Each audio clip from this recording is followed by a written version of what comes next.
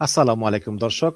London থেকে স্বাগত জানাচ্ছি আমি কাজী হেমায়েতুদ্দিন মিশন এবং সমসাময়িক বাংলাদেশের রাজনীতি এবং ভূরাজনীতি নিয়ে আমাদের সঙ্গে আলোচনায় আজকে অতিথি হিসাবে আছেন মনোজ দাসের প্রীতি ও শুভেচ্ছা নিয়ে। শেখ হাসিনা স্বদেশে ফিরছেন এই ডিসেম্বরের আগেই। এটা আজ এই জুলাইয়ের প্রায় মাঝখানে দাঁড়িয়ে এটার কোনো জল্পনার বিষয় নয়। তিনি বলেছেন ফিরবেন এবং ফিরবেন, আর তার জন্য ডিসেম্বর অবধি অপেক্ষাও করতে হবে না, এটা দেখে নেবেন। প্রশ্ন উঠছে তিনি ফিরবেন ঠিকই, কিন্তু থাকবেন কোথায়? জেলখানায়, নাকি জেলের ভাত বেশি দিন না খাইয়ে ওপরে মানে আল্লাহর কাছে পাঠানোর চেষ্টা করবে বিএনপি সরকার এবং বিএনপির বন্ধু জামাত এনসিপি? তারা ফাঁসিকাট তো তৈরি করেই রাখা। এনসিপি জামাত মুখে বলছে এসব কথা, আর বিএনপি মনে মনে বলছে। তফাৎ এটুকুই। কিন্তু ব্যাপারটা কি এতটাই সোজা? শেখ হাসিনা ফিরবেন বলছেন, আর ভারত কি চুপচাপ সেগুলো শুনছে আর দেখছে? একদম নয়। ভারত জঞ্জাল সাফ করতে নেমে পড়ছে খুব শিগগির। খবর পেলাম পাক্কা। না, জঞ্জাল সাফ না বলে রাস্তা সাফ বলা ভালো। দেখুন, যুদ্ধের পরে দেখা যায় যে রাস্তাঘাটে সব মাইন পুঁতে রাখা হয়েছে, বিস্ফোরক রাখা হয়েছে, এমনকি সমুদ্রের নিচেও সেখানেও পর্যন্ত বিস্ফোরক পুঁতে রাখা হয় যাতে জাহাজ না আসতে পারে। তো সেসব বিস্ফোরক, বোমা বা মাইন পুঁতে রাখা আছে শেখ হাসিনার ফেরার পথেও, মাটির নিচে, কারো চোখের আড়ালে। সেসব বিস্ফোরক, মাইন, বোমা তুলে নিষ্ক্রিয় করে দিতে হবে আগে, মানে তাদেরকে খতম করে দিতে হবে। তারপর ফিরবেন শেখ হাসিনা, আর সেই কাজটা করে নিতে হবে এই অক্টোবরের মধ্যেই। আর একটু ভেঙে বলি, মাটির ভেতরে পুঁতে রাখা এইসব বিস্ফোরকের পরিচয় এরা বাংলাদেশি বেশিরভাগই নয়, অন্য রাষ্ট্রের মানুষ। তবে বাংলাদেশে একেবারে নয় তা নয়, পাকিস্তানি বা তুর্কি বা আমেরিকান তারা। হ্যাঁ, আমেরিকানরাও হাসিনার চলার রাস্তায় পুঁতে রাখা মাইন হয়ে ছড়িয়ে আছে। কিন্তু বাংলাদেশের হাসিনা পরবর্তী শাসন তারাই চালিয়েছে বকলমে এবং এখনো চালাচ্ছে। সেটা ছাড়ে এতে মুখে যতই প্রেম দেখাক না।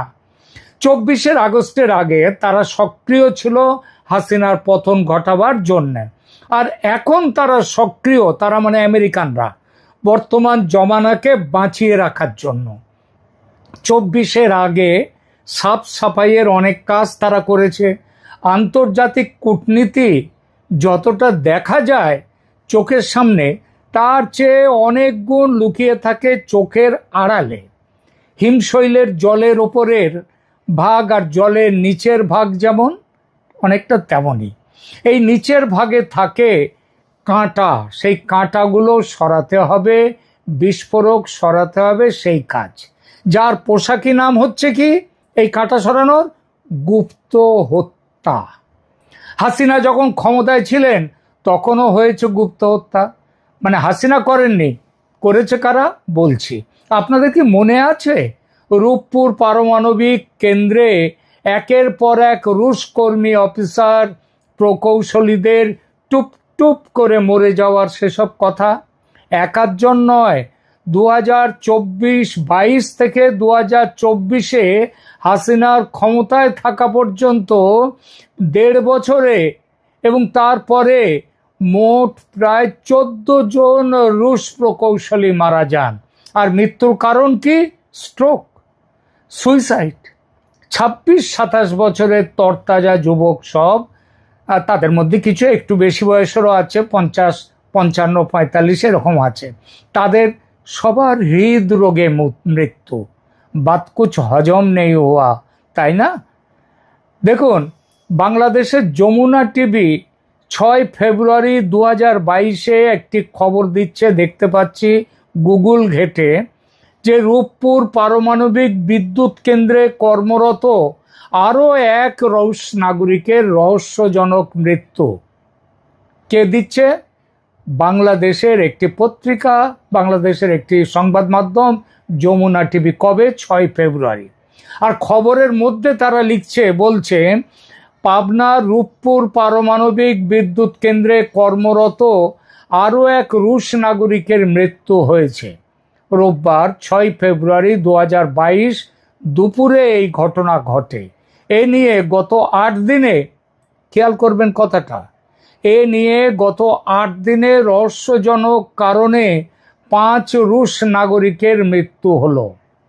এসব মৃত্যু কি এমনি এমনি হয়েছে বলে মনে করছেন, নাকি এমনি এমনি এরকমভাবে কেউ মরে এতগুলো মানুষ একসাথে? হয় না এরকম। এ সবই আন্তর্জাতিক শক্তির চোখের আড়ালের খেলা। রূপপুর পারমাণবিক বিদ্যুৎ কেন্দ্রের গুপ্ত হত্যার খেলা যে শেষ হয়েছে তা নয়। অতি সম্প্রতি এই কদিন আগে 27শে মে বাংলাদেশের এক পত্রিকা, কবে, এই কদিন আগে, 1.5 মাস আগে, 27শে মে বাংলাদেশের এক পত্রিকা সবার দেশ লিখছে, এটাও গুগল ঘেটে পেয়ে গেলাম, রূপপুর প্রকল্পে কর্মরত রুশ নাগরিকের রহস্যজনক মৃত্যু। এবং সেই খবরে আরও লেখা হচ্ছে, গত 1 মাসে মোট 4 জন রুশ নাগরিকের অজ্ঞাত কারণে মৃত্যু হয়েছে। সরকারের মুখে কুলুপ। তবে একটু কান পাতলে শোনা যাবে, রাশিয়াকে বাংলাদেশ থেকে হাত গুটিয়ে নিতে বাধ্য করার জন্য পাকিস্তান ও আমেরিকার যৌথ প্ল্যানে মরছে একের পর এক রুশ কর্মী। হাসিনা আমলের শেষ দিকে ওই 2022-এ কয়েকজন মারা গিয়েছিল, তারপরে বন্ধ হয়ে গিয়েছিল। 24 আগস্টের পর এসব হত্যা ওই রূপপুর নিয়ে ডামাডোলের সময় কিছুটা বন্ধ হয়ে গিয়েছিল। এখন আবার রূপপুরে পুরো উদ্যমে নতুন করে খুন খারাপি শুরু হয়েছে। এই কাজ শেষ হওয়ার পর, মানে নতুন করে কাজ শুরু হয়েছে এখন রূপপুরে, তারপরে আবার রুশ নাগরিকদের অজ্ঞাত কারণে মৃত্যুর ঘটনা বাড়ছে। এই খেলা ভারত, মানে ভারতের রিসার্চ অ্যান্ড অ্যানালিসিস উইং, যে এতদিন বাংলাদেশে সংক্ষেপে, তারাও যে করেনি তা নয়, করেছে। আপনাদের নিশ্চয়ই মনে আছে মার্কিন নাগরিক টেরেন্স আরভেল জ্যাকসন, তার মৃত্যুর ঘটনাটা। এ তো সেদিনের, কয়েক মাস আগের কথা। বাংলাদেশ সেনাবাহিনীর মালিকানাধীন, বাংলাদেশের সেনাবাহিনী আবার খুব বড় ব্যবসা করে, কিন্তু ব্যবসাদার, ওরা যুদ্ধের থেকে ব্যবসাটা করে বেশি।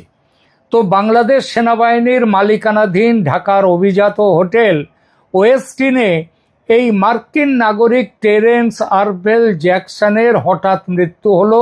পরদিন সকালে তার ডেড বডি আবিষ্কার হলো, এবং সেই ডেড বডি খবরটা বাইরে বেরোতেই মার্কিন দূতাবাস একেবারে ছুটে এলো পুলিশ আসার আগে, এবং কোনো রকম ময়না তদন্ত ছাড়াই পুলিশকে দেহ হস্তান্তর করতে বাধ্য করেছিল। শুধু কি তাই, একজন মার্কিন নাগরিক কেন হোটেলের ভেতর মারা যাবেন এবং কেনই বা তার প্রতিটা ব্যক্তিগত জিনিসপত্র তড়িঘড়ি করে ছড়িয়ে নেবে মার্কিন দূতাবাস? এখানে কি কোনো সেন্সিটিভ ডেটা বা তথ্যের আদান প্রদান ছিল? মনে রাখবেন, ওই একজন মাত্র মার্কিন নাগরিকের যে বাংলাদেশের মাটিতে অজ্ঞাত কারণে মৃত্যু হয়েছে তা নয়, মারা গেছে সিআইএর অন্তত আরও 3 জন। সে খবরগুলো চেপে দেয়া হয়েছে। শুধু যে মার্কিন নাগরিকের রহস্য মৃত্যু হয়েছে তা নয়, রাজধানীর গুলশানের একটি অভিজাত হোটেলে আহমেদ খান, যার বয়স 38, ওই নামের আহমেদ খান নামের এক পাকিস্তানি নাগরিকের রহস্যজনক মৃত্যু হয়েছে গত 25 নভেম্বরে। তিনি চট্টগ্রামের কর্ণফুলী ইন্ডাস্ট্রিয়াল এলাকার একটি টেক্সটাইল মিলে কাজ করতেন। এটা ঢপ, ওই লোক দেখানোর জন্য।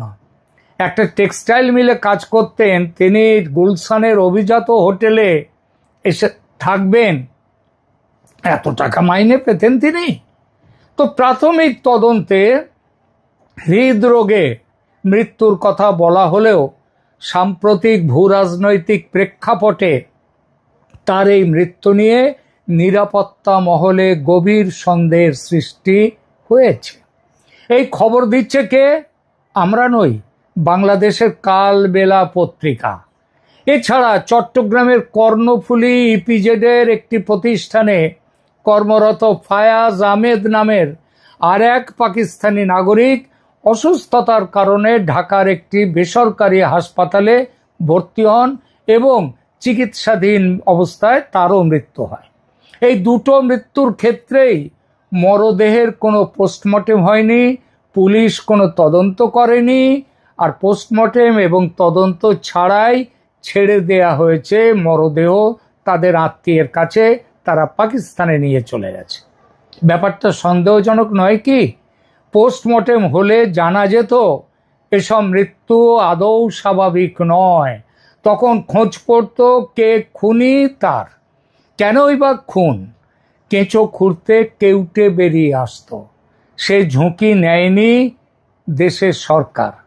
শুধু আমেরিকা ও পাকিস্তান বা সিআইএ কিংবা আইএসআই নয়, তুরস্কের সামরিক চরের একাধিক চরের মৃত্যু ঘটেছে সম্প্রতিকালে বাংলাদেশে। এসব খুনের পেছনে কে? আমি জানি না। তবে বাংলাদেশের ভেতর থেকে ওয়াকিবহাল মহলে কান পাতলে শোনা যাচ্ছে যে যে সংস্থাটির নাম এর পেছনে, এই মৃত্যুর পেছনে, তার নাম রিসার্চ অ্যান্ড অ্যানালিসিস উইং, ভারতের সরকারি গোয়েন্দা সংস্থা। এবার অবশ্য এই গুপ্ত ঘাতকের তালিকায় এর সঙ্গে যুক্ত হয়েছে আরেকটি সংস্থা। বাংলাদেশে আশ্রয় নিয়েছে হামাস, এই কথা বলেছেন কয়েকদিন আগে নয়াদিল্লিতে থাকা ইসরায়েলের রাষ্ট্রদূত।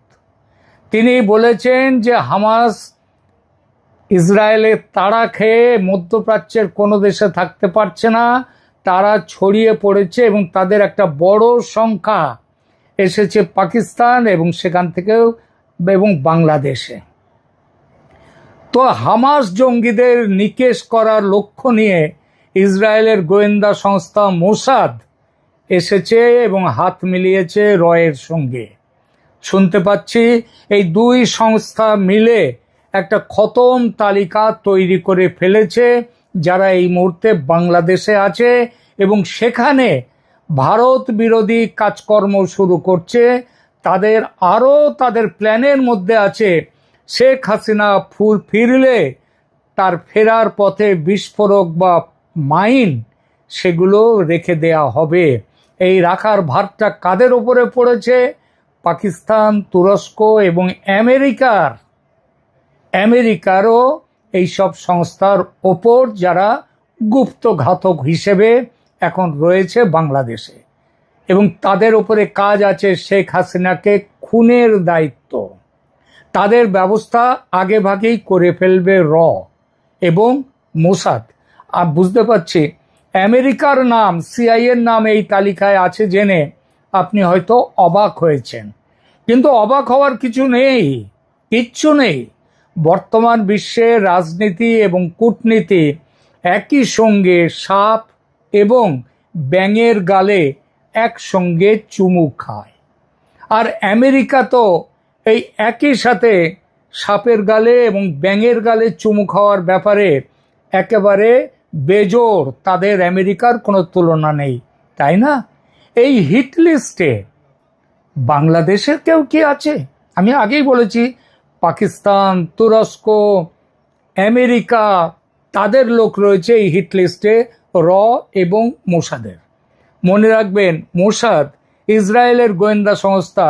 তারা কিন্তু ইরান যুদ্ধ নিয়ে আমেরিকার মনোভাবে বেশ ক্ষুব্ধ এবং নেতানিয়াহু বলেছেন যে তারা একটা স্বাধীন রাষ্ট্র, আমেরিকা যা বলবে সেই ডিকটেট মেনে চলবে না। তারা তাদের নিজেদের স্বার্থ দেখেই চলবে। আর সেজন্যেই এর কাছে এসে জুটেছে এখন মোসাদ। এবং বাংলাদেশের যে এই বিদেশিদের সাথে এই হিট লিস্টে রয়েছে বাংলাদেশের মৌলবাদী এবং সন্ত্রাসীরা। তাদের জন্য এবং মোসাদের খতম প্রক্রিয়া একযোগে চলবে। কারণ ভারতও মনে করে যে বাংলাদেশের পরিস্থিতির দায় এই মৌলবাদীদের। তাই সেই মৌলবাদী তারা রাজনীতির বাইরে থাকলেও তাদের রাজনীতির সাথে জড়িত জামাত, এনসিপি, আরও যেসব দল আছে মৌলবাদী তারা, এমনকি বিএনপিও রয়েছে তার মধ্যে। আমি আগেই যে আপনারা জানেন যে বিএনপি একটা খিচুড়ি পার্টি, তার মধ্যে সব মতের, সব পথের, পাকিস্তানপন্থী, মুক্তিযুদ্ধপন্থী, মুক্তিযুদ্ধ বিরোধী সবাই রয়েছে। শান্তিপূর্ণ সহাবস্থান বিএনপিতে। আগামী 4-5 মাস ধরে চলবে এই খতম প্রক্রিয়া, মানে জঞ্জাল পরিষ্কার করা, মাইন তুলে নেওয়া শেখ হাসিনার ফেরার পথ থেকে। শেখ হাসিনা ফিরবেন এটা নিশ্চিত। ফিরবার পরে তাকে তখন কয়েক লক্ষ মানুষের ভিড় থাকবে, কিন্তু শেখ হাসিনা বলবেন মানুষকে শান্ত থাকতে, সরকার তাকে নিয়ে যাবে জেলখানায়। কিন্তু জেলখানায় তিনি থাকবেন, কিন্তু সেখানে কোনো কিছু যাতে না করতে পারে তার জন্যে, সেজন্য কিন্তু ভারত ব্যবস্থা নিচ্ছে। এমনও হতে পারে যে অক্টোবর কিংবা নভেম্বরে শেখ হাসিনা দেশে ফেরার আগেই এই বিএনপি সরকার প্রাক্তন হয়ে যাবে, অতীত হয়ে যাবে। সেই জায়গায় এমনও হতে পারে যে ভারতপন্থী অথবা আওয়ামী লীগপন্থী সেনা তারা সেখানটায় অভ্যুত্থান ঘটাবে এবং তারা নিয়ে নেবে বাংলাদেশের শাসন ব্যবস্থা। সুতরাং কিন্তু সেটা তো আছেই, তার আগে শেখ হাসিনা দেশে ফেরার আগে পথঘাটকে মাইন মুক্ত করতে হবে, বিস্ফোরক মুক্ত করতে হবে। আর সে কাজ ভারত ছাড়া আর কে করবে? ৭১-এর পর দ্বিতীয় স্বাধীনতা বাংলাদেশের 2024-এ এসেছে বলে যে কথা বলা হয় সেটা ভুল। সে স্বাধীনতা আসবে শেখ হাসিনার দেশে প্রত্যাবর্তনের পর কয়েক মাসের মধ্যেই। এখনকার মতো এখানেই শেষ করছি। এই এপিসোড কেমন লাগলো কমেন্ট করে জানান। ভালো লাগলে লাইক দিন, শেয়ার করুন এবং চ্যানেল সাবস্ক্রাইব করে পাশে থাকুন। ধন্যবাদ।